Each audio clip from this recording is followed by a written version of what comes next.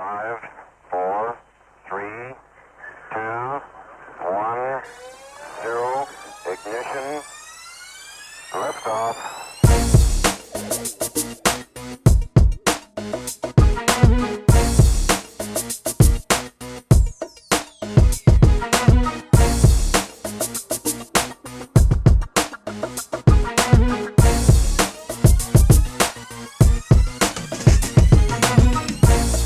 Hello everyone, welcome to ET News. I'm Joseph McGuire. And I'm Kimora Peterson. ET News brings you the latest news and information out of Edison Career and Technology High School. Coming up on ET News, a preview of the LGBTQ Pride Month and Global History Region exams. But first, here's Salika Isaac with this morning's announcements. Thanks, Kimora.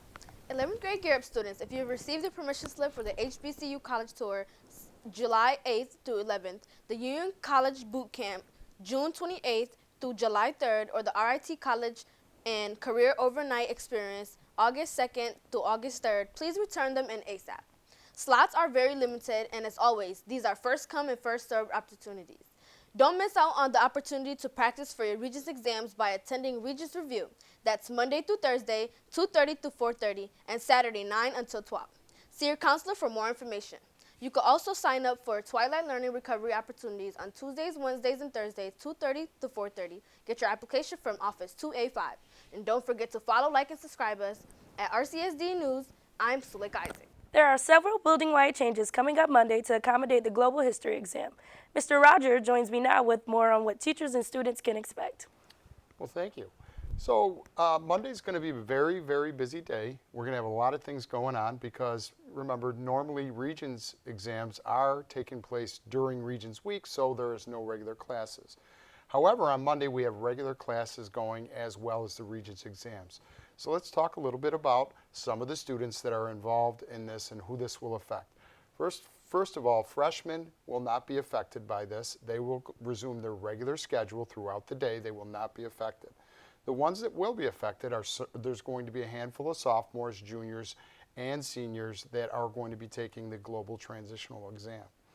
Now, if they want to know which room they need to go in, there are room changes posted all over the building. So in the 2A area, the 2C area, exit 1, exit 2, the cafeteria. You can also ask your teachers, and they'll tell you exactly which room that you're going to be taking the exam in. Now the exam runs from 7:45 until 10:45.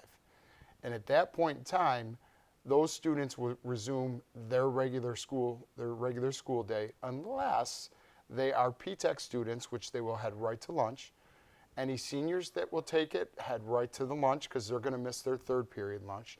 Any juniors that are going to take it are going to miss their lunch, so they are going to be eating lunch with P-TECH students.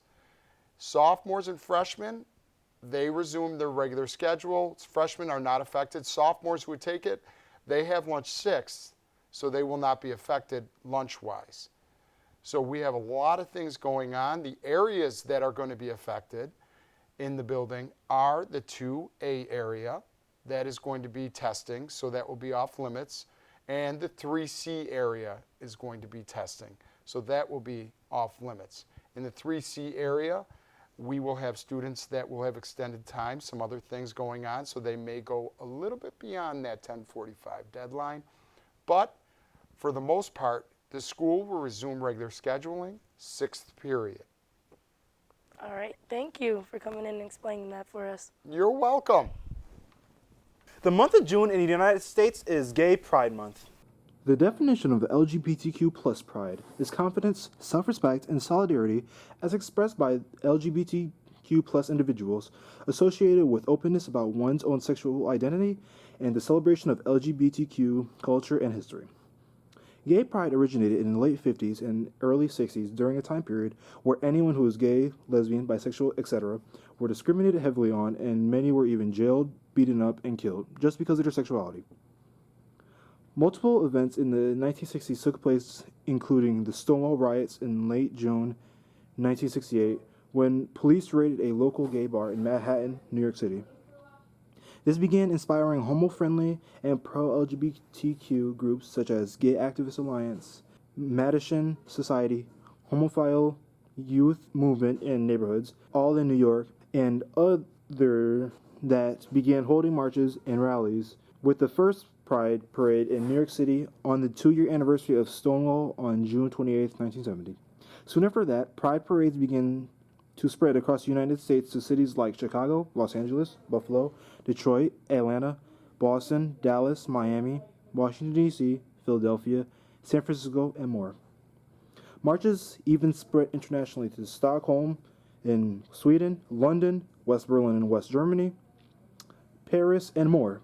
In the 80s, more organized marches began and eventually dropped phrases of like freedom and liberation because of more conservative members of the LGBTQ community. Culture began to change in the 80s and 90s, with more people beginning to accept gay people in the LGBT community. In 1998, President Bill Clinton officially declared June Gay and Lesbian Pride Month. Throughout the 2000s and 2010s, 29 nations legalized same-sex marriage, and many more recognized LGBTQ plus individuals as people with human rights. Rochester hosts a gay pride parade on July 20th and July 21st. Well, that does it for this edition of ET News. Check us out every Friday. I'm Joseph McGuire. And I'm Kimora Peterson. Thanks for watching and have a great day.